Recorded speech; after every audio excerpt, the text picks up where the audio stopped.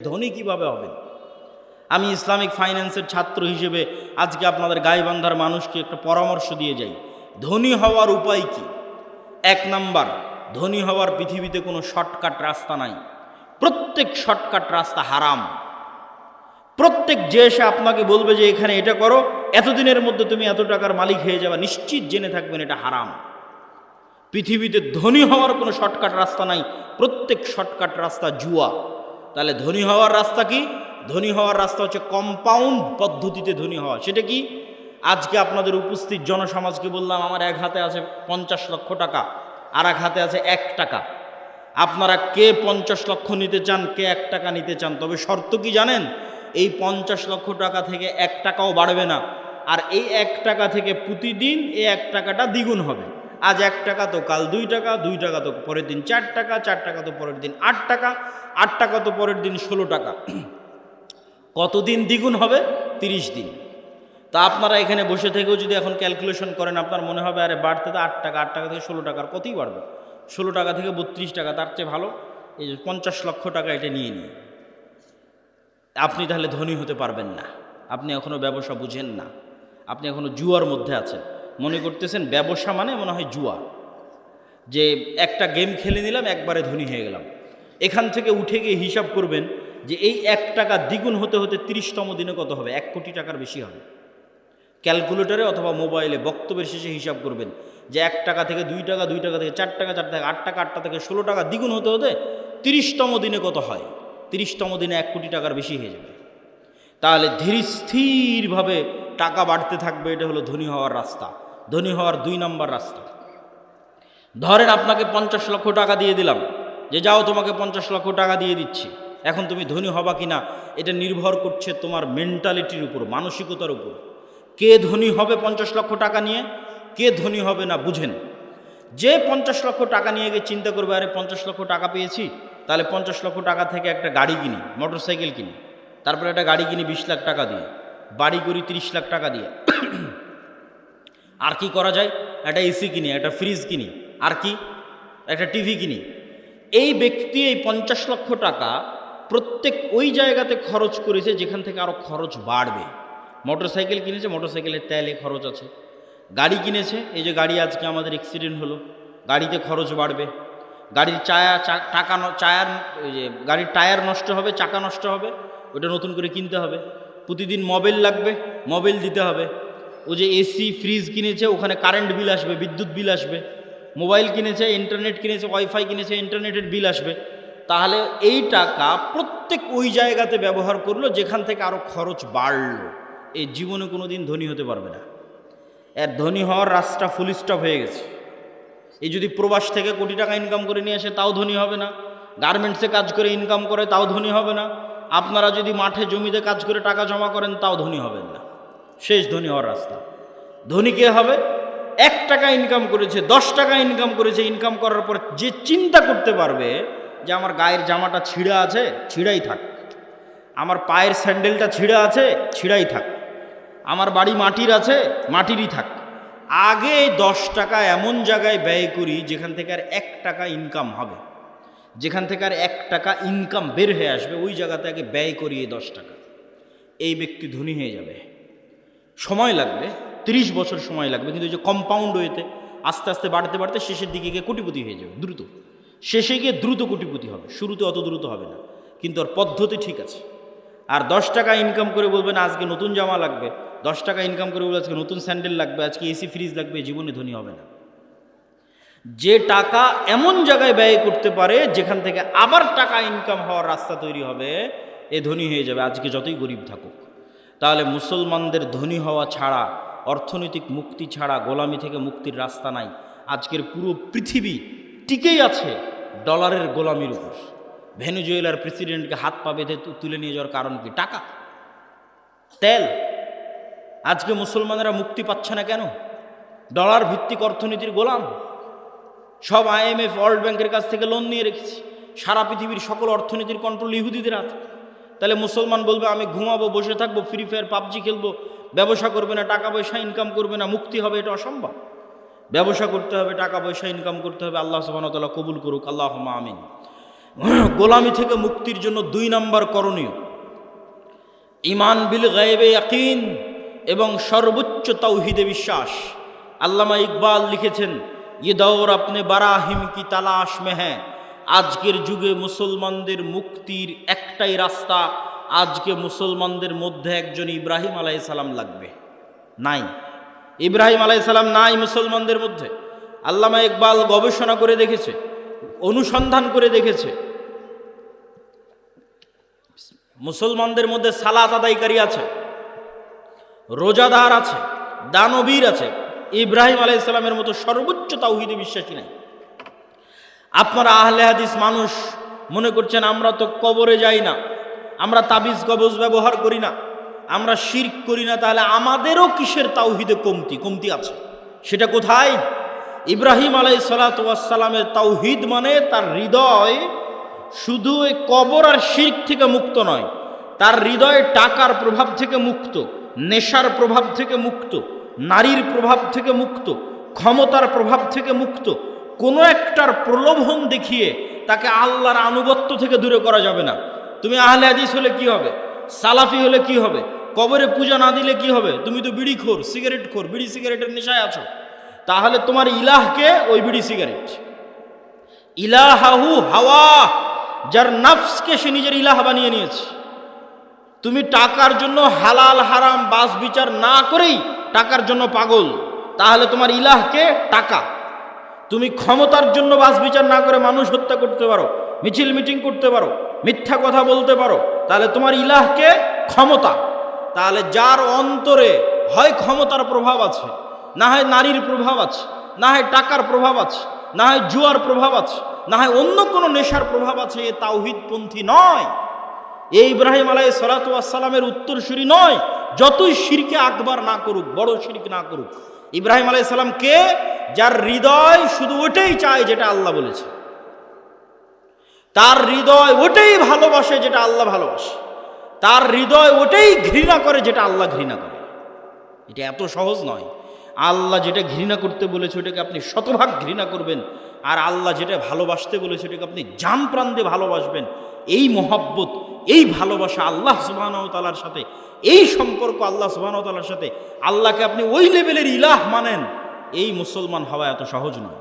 ওই ইব্রাহিম আলাইহিস সালাতু ওয়াস সালাম হওয়া অত সহজ নয়, কিন্তু ইব্রাহিম আলাইহিস সালাম লাগবে। মুক্তি ইব্রাহিম আলাইহিস সালাতু ওয়াস সালামের মতো মানুষ হওয়া ছাড়া সম্ভব নয়। 2 নম্বর ঈমান বিল গায়বে ইয়াকিন। গায়েব মানে যা চোখে দেখা যায় না।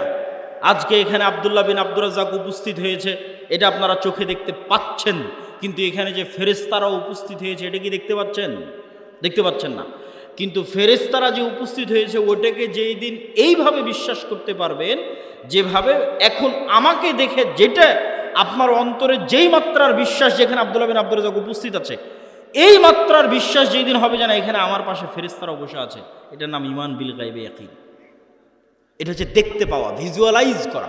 কবরকে আপনি দেখতে পাচ্ছেন, জান্নাতকে আপনি দেখতে পাচ্ছেন, জাহান্নামকে আপনি দেখতে পাচ্ছেন।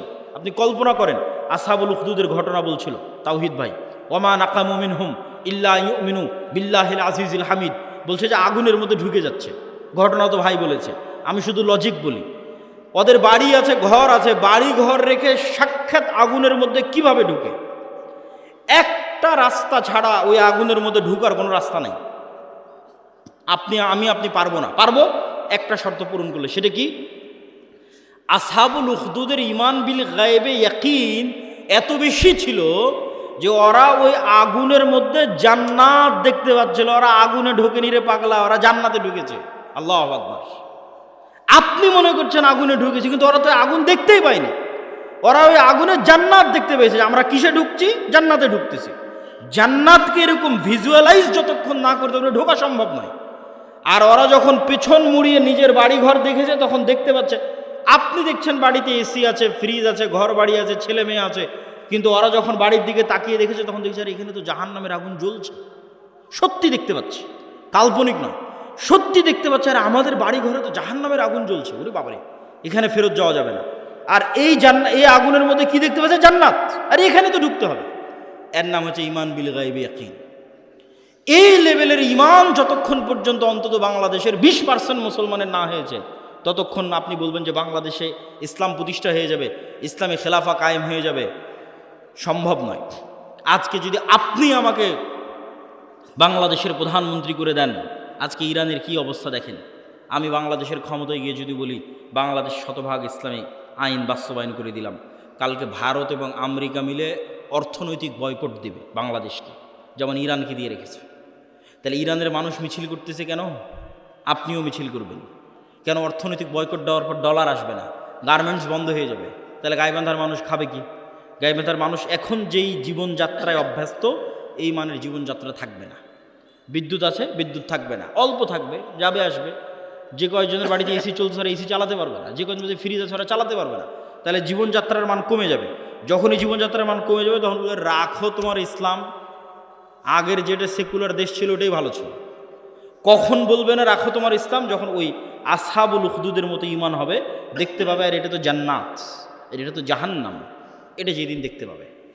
এই লেভেলের ঈমান ছাড়া বাংলাদেশের সবচেয়ে পরহেজগার মানুষকে যদি রাষ্ট্র ক্ষমতায় বসিয়ে দেন, ও রাষ্ট্রে ইসলাম প্রতিষ্ঠা করতে পারবে না।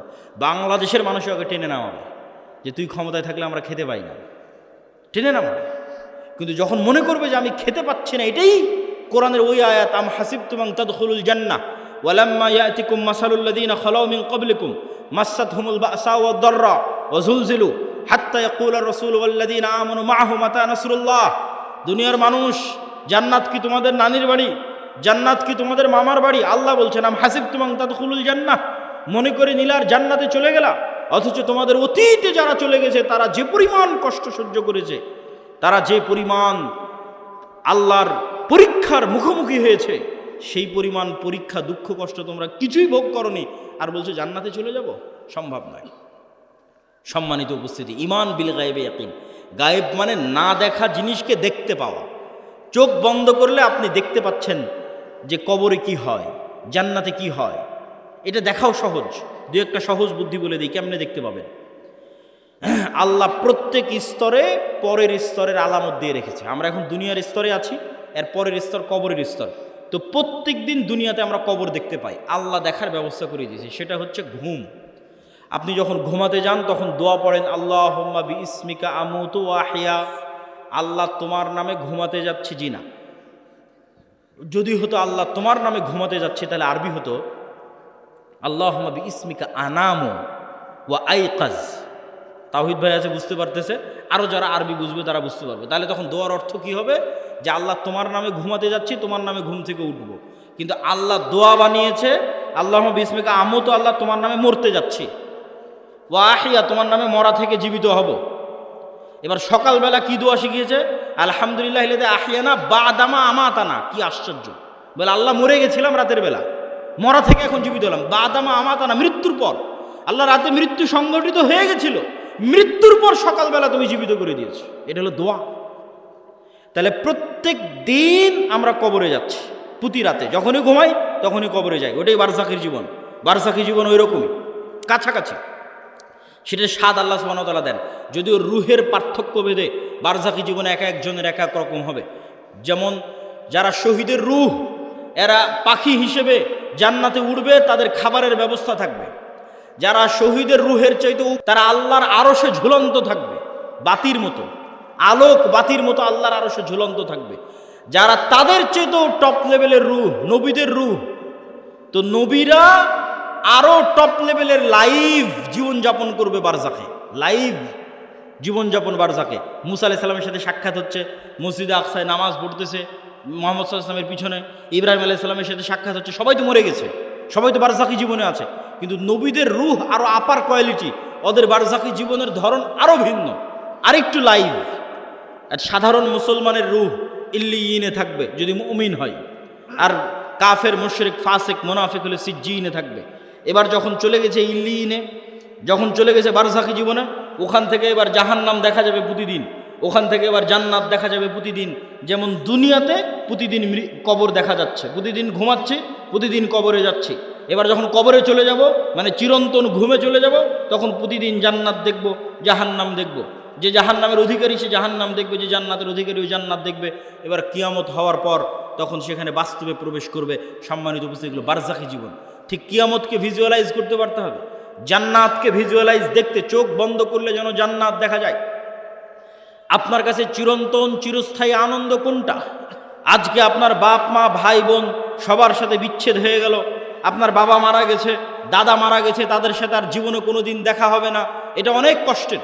আর যদি মনে করেন না আবারও এই গাইবান্ধা, এই শাখাহাতি, এই বালুয়ার গ্রামে যদি আমার বাবা মা ভাই বোন সবাইকে নিয়ে একসাথে থাকতে পারতাম, বিশাল বাড়ি হতো, আর যদি কোনো দিন মৃত্যু না হতো, সবাই যদি একসাথে মিলেমিশে আনন্দে কাটাতে পারতাম, তাহলে এই স্বপ্ন জান্নাতে পূরণ হবে। তাহলে জান্নাতে আসল জীবন, দুনিয়ার জীবন জীবন নয়।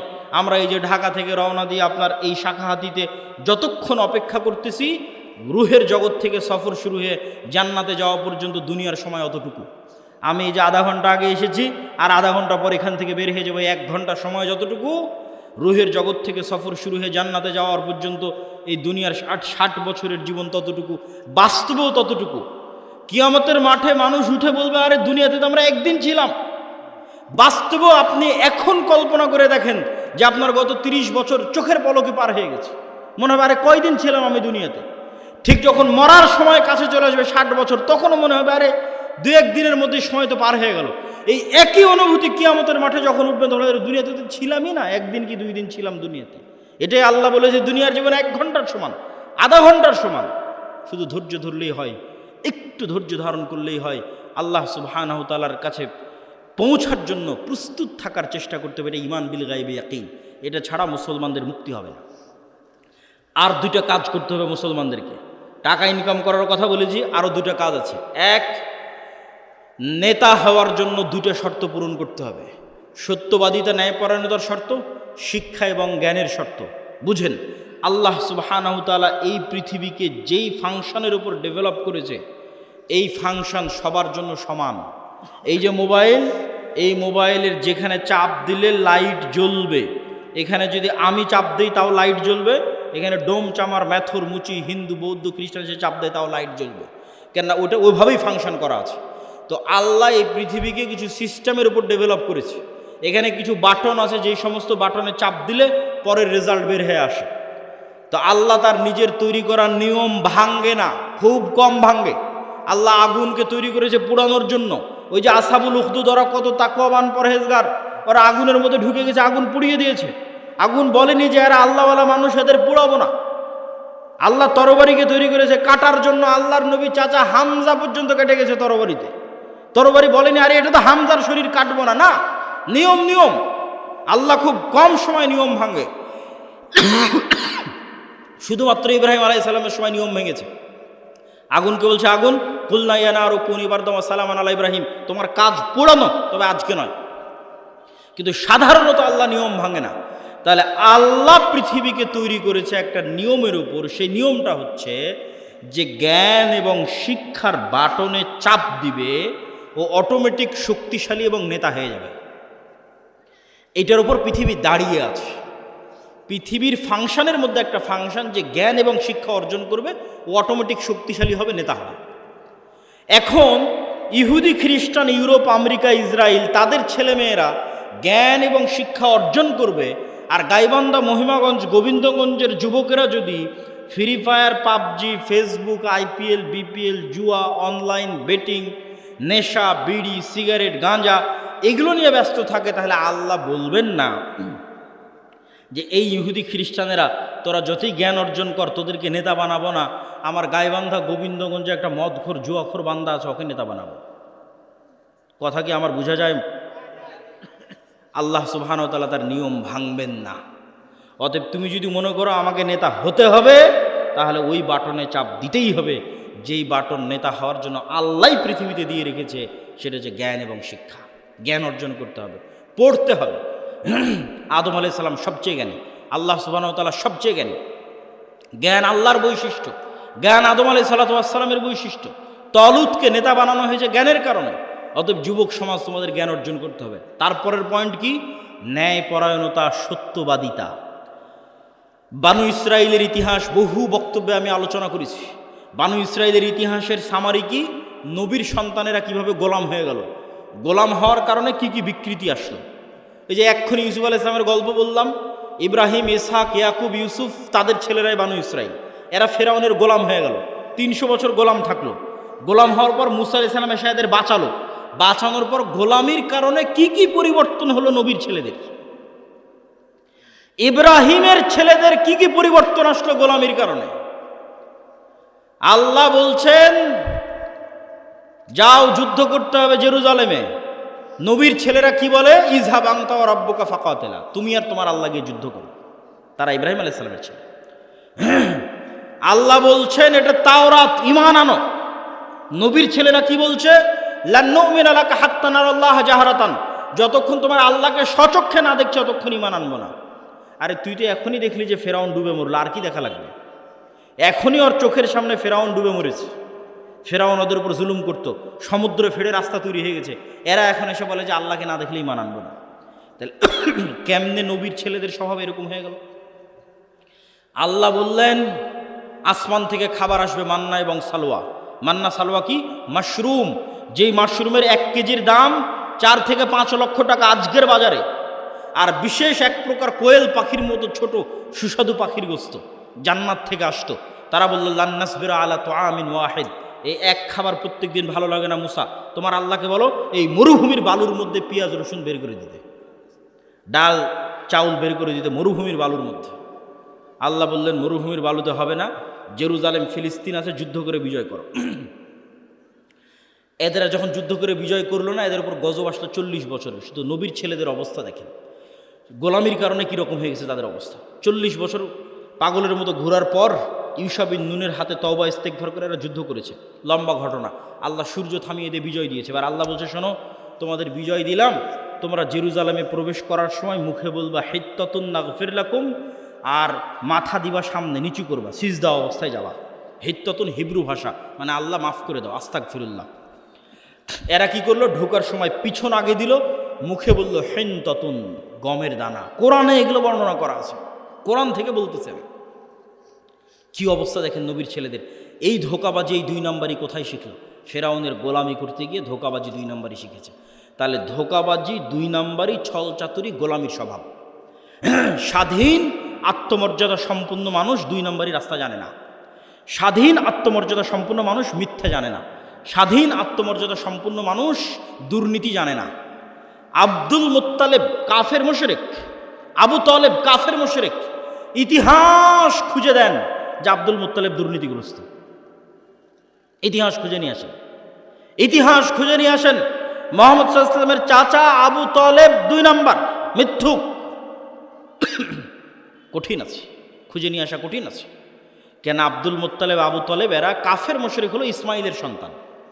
বানু ইসরাইল ইসহাকের সন্তান, ইব্রাহিমের এক ছেলে ইসহাকের সন্তান, আর এরা ইব্রাহিমের আর এক ছেলে ইসমাইলের সন্তান। আল্লাহর দয়ায় ইসমাইলের ছেলেরা কোনোদিন কারো গোলাম ছিল না। কেন গোলাম ছিল না?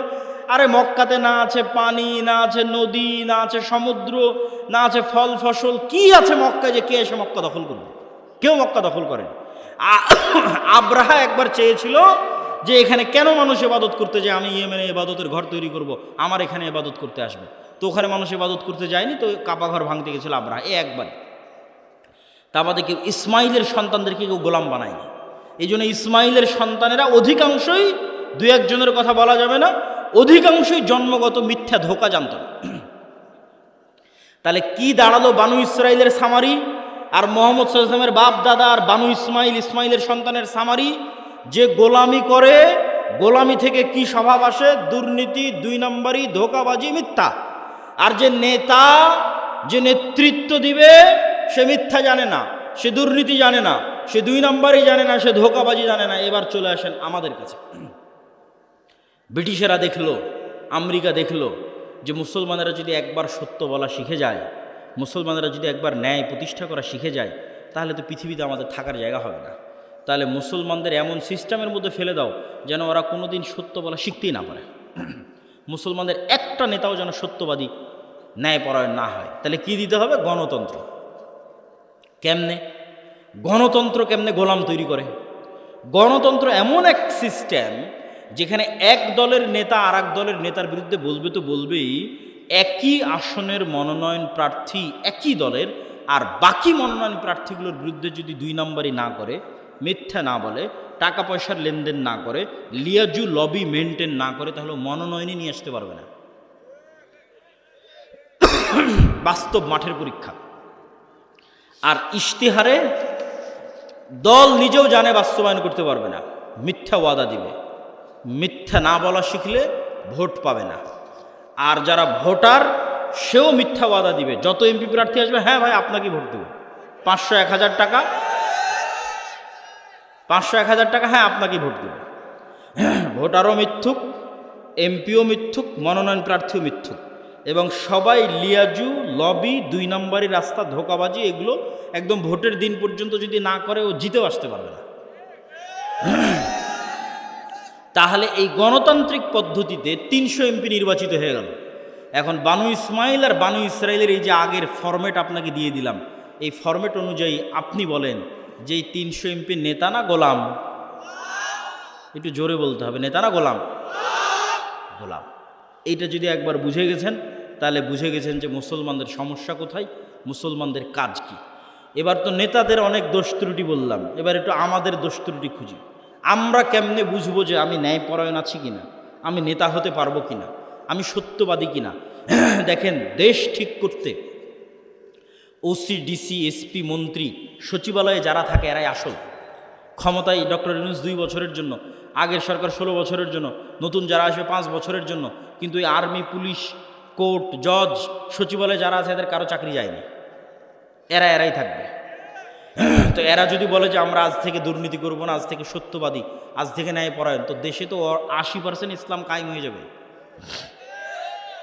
ইসলাম কায়েম হওয়া মানে কি, এটাও বুঝতে হবে। ইসলাম কায়েম হওয়া মানে, যদি মনে করেন সবাই 5 ওয়াক্ত সালাত আদায়কারী হবে, ঠিক আছে, সমস্যা নেই। যদি মনে করেন সবাই পর্দা করবে, ঠিক আছে, সমস্যা নেই। কিন্তু কল্পনা করেন যে আজকে গাইবান্ধার শতভাগ মানুষ আজ থেকে 5 ওয়াক্ত সালাত আদায় করতেছে, আর গাইবান্ধার আজকে সব নারী পর্দা করতেছে, কিন্তু এদের অধিকাংশই এখনও 2 নম্বরই করতেছে, মিথ্যা বলতেছে, অন্যের সম্পদ দখল করে নিচ্ছে, দুর্নীতি করতেছে। তাহলে এখানে ইসলাম কায়েম হয়েছে? ইসলাম কায়েম হয়নি। এবার আপনি বুঝবেন কেন বললাম ওসি, ডিসি, এসপি এরা যদি আজ থেকে শতভাগ সৎ হয়ে যায়, তাহলে 80% ইসলাম কায়েম হয়ে যাবে। শুধু কি তাই, এই ওসি, ডিসি, এসপি, মিনিস্টার, সচিবালয় যারা আছে, এরা আল্লাহকে ধোঁকা দিতে চায়, মানুষকে ধোঁকা দিতে চায়। 2 নম্বরই উপায়ে টাকা ইনকাম করে সেই টাকা দিয়ে হজ করে পাপ ক্ষমা করতে চায়। নাউজুবিল্লাহ। এই পাগলদেরকে কে বুঝাবে যে তুমি যে অবৈধ টাকা দিয়ে হজ করছো, ওটা তো কবুল হয়নি, কোনো সমস্যা নাই। তোমার মনের স্বাদ যে তুমি হজ করবা, তোমার মনের স্বাদ যে তুমি একটু মসজিদ কমিটির মেম্বার হবা, টাকা পয়সা দিবা, দান করবা, তো তুমি দান করে জানে কি পাবা, হজ করে জানে কি পাবা, তার চেয়ে তো সিক্রেট তোমার কাছেই আছে, এর চেয়ে বেশি নেকি পাওয়ার। সেটা কি? রাসূল সাল্লাল্লাহু আলাইহি সাল্লাম বলছেন, সাবআতু ইউদিল্লুহুমুল্লাহ ইয়াউমা লা দিল্লা ইল্লা দিল্লুহ, ইমামুন আদিল, যে 7 শ্রেণীর মানুষকে আল্লাহ বিশেষ ছায়া দিবে। তার 1 নম্বরে তাহাজ্জুদ গুজারকে অতিক্রম করে 1 নম্বরে চলে গেছে, দানবীরকে অতিক্রম করে 1 নম্বরে চলে গেছে, যে ওসি তার পদে বসে কিন্তু চুল পরিমাণ অন্যায় করে না, মিথ্যা বলে না। আল্লাহু আকবার। যে ডিসি, যে এসপি, যে প্রিন্সিপাল তার পদে বসে কিন্তু চুল পরিমাণ অন্যায় করে না, মিথ্যা বলে না, এটা 1 নম্বরে চলে গেছে, ইমামুন আদিল। তাহলে তুমি অন্যায় উপায়ে সুদ ঘুষ নিয়ে টাকা ইনকাম করে হজ দান করতে চাচ্ছ, এটা তো চরম বোকামি। তুমি যেখানে দায়িত্ব পালন করছো ওখানে সত্যবাদিতা, ন্যায়ের সাথে দায়িত্ব পালন করো, ওটাই ইবাদত। এবার আপনাদেরকে বলি, আপনি আপনার একটা উদাহরণ, আপনার বোনকে আপনার পিতার সম্পত্তিতে ন্যায়ের সাথে সম্পত্তি বুঝিয়ে দিয়েছেন কিনা? যদি হ্যাঁ হয় তাহলে আপনার নেতা হওয়ার সম্ভাবনা আছে, যদি না হয় তাহলে আপনার মধ্যে বানু ইসরাইলের গোলামির স্বভাব বিরাজ করতেছে, আপনি গোলাম, আপনার পরবর্তী 14 প্রজন্ম গোলাম।